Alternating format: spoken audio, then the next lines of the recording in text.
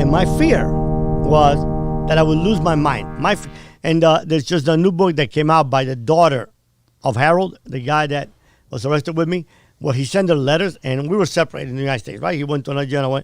Yeah. He sent her letters relating all of the tortures he went through.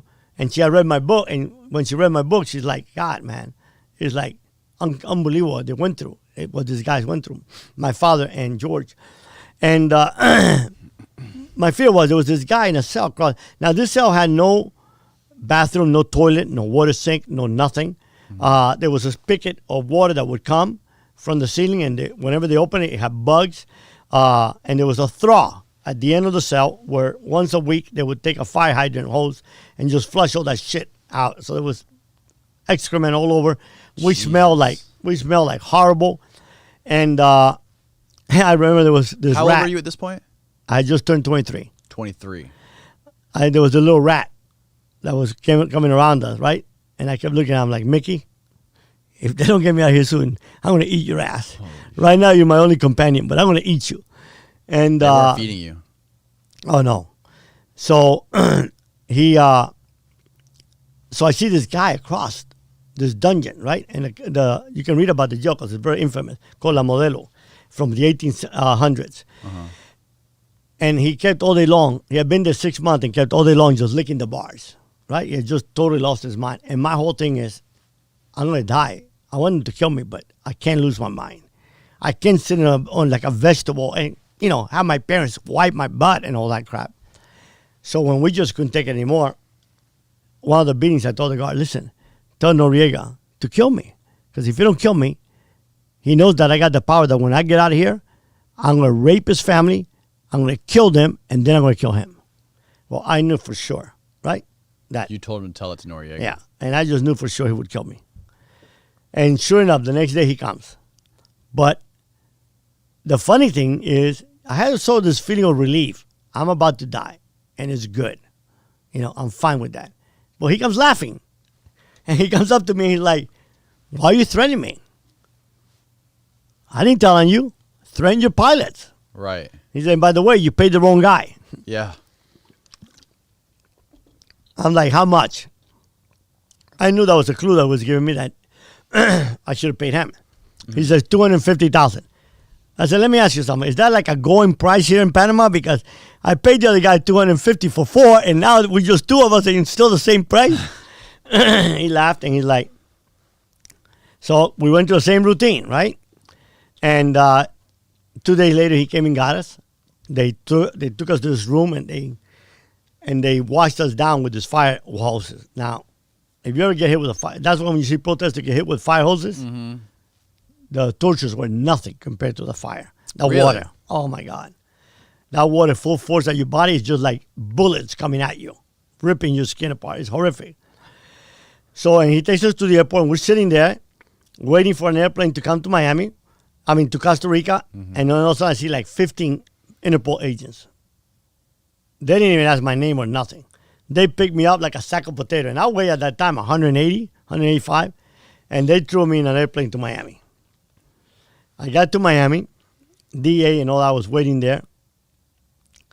Take us to the court, and I get charged with heading the largest drug conspiracy in the history of America.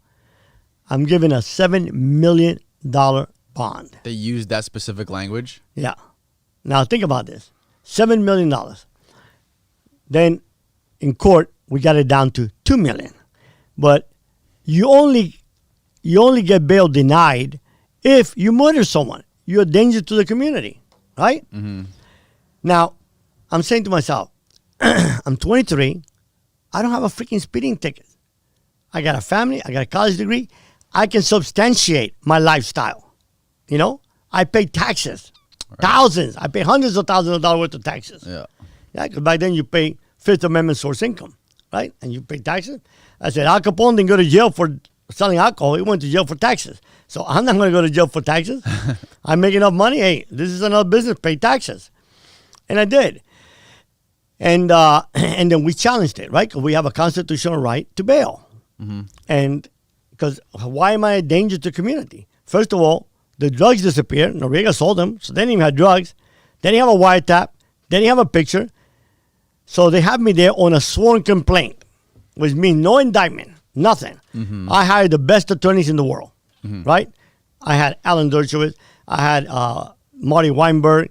I had Shelby Heisman, who became a judge, a federal judge in Miami. His brother-in-law was one of the chief judges in the appellate court. Were these Miami guys? Marty was out of Boston. Oh, okay. I mean, Marty charged me in that time $25,000 just to tell me whether he would take the case or not. And then, so I paid $1 million with the lawyers at that time. $10 million today, $15 million. And so we went to fight the bail, right? And we hired Alan Dershowitz, which you've seen him all over the place now. And famous Harvard professor. And we knew that we would get it because how can they say, I haven't killed anybody, you know? I'm alleged to be a drug dealer, but there's no drugs. So, but a federal judge issued this ruling. In this court's opinion, Mr. Valdes is not only a danger to his community being the whole United States. And based upon that is why drug dealers don't ever get bail anymore. Because up to that time, everybody got bail. A murderer got $100,000 bail, was huge. A kid, 23-year-old, $2 million, unheard of. 6 months later, 7 months later, no indictment. They take my case in front of a grand jury in Miami, wouldn't indict me. A grand jury in Central Florida would not indict me. A grand jury in Northern Florida, they would not indict me. And the judge finally says, if you don't have an indictment by Wednesday, I'm going to cut him loose, right? Because they held me 6 months on a complaint. Right. So go to court, and the judge asked the prosecutor, do you have an indictment? He says, no, we don't. They couldn't get an indictment. There was nothing. What could they indict me for? You know? They didn't have nothing. Right. So they go ahead, and I'm like, I start kissing my parents. I'm about to walk out of the courthouse, and here comes a marshal. Arrest him, arrest him. He's just been indicted in the Northern District, in the Middle District of Georgia, in Macon, Georgia. I'm like, Macon, Georgia? I don't even know where the hell that is. I've never been there in my life. So what ends up happening is Harold Rosenthal, the guy that I hired to bring the pilots in, he had a case pending, of which he even faked his death. So when we came to the United States, the judge looked at him and said, well, welcome back, Mr. Rosenthal. He said, Your Honor, I'm the second Jew to come back from the dead. Everybody just cracked up. Oh, my God. So anyway, they made me that I was their supplier. But I only met these people, and that was the case 3 years prior, because the guy faked his death, left, and disappeared. I just met them 2 months earlier. Right. Right? So we hired all these lawyers, and our defense was that we're going to go in there and confess that I'm a drug dealer. Oh, by the way, they go and they lure that captain of the Bolivian Air Force, they lure him to Panama, and they arrest him in Panama and bring him to the United States. And say, here's the guy that sold the drugs to George. And the guy's not cooperating. I put his attorney. So we go in there, and we tell him, yeah, I'm a drug dealer. I'm the biggest drug dealer in America.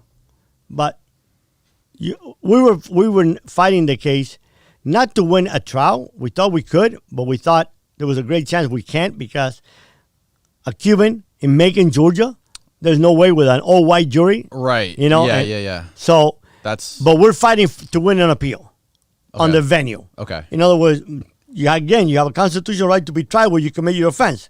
You cannot sell drugs here right now in Tampa and be charged in California, unless there's a venue to California, right?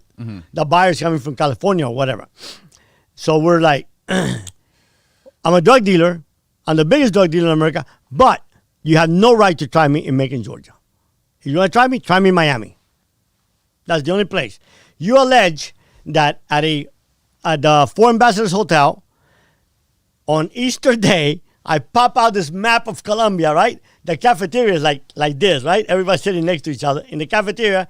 And I tell this pilot, this is where we're going to go to pick up the cocaine.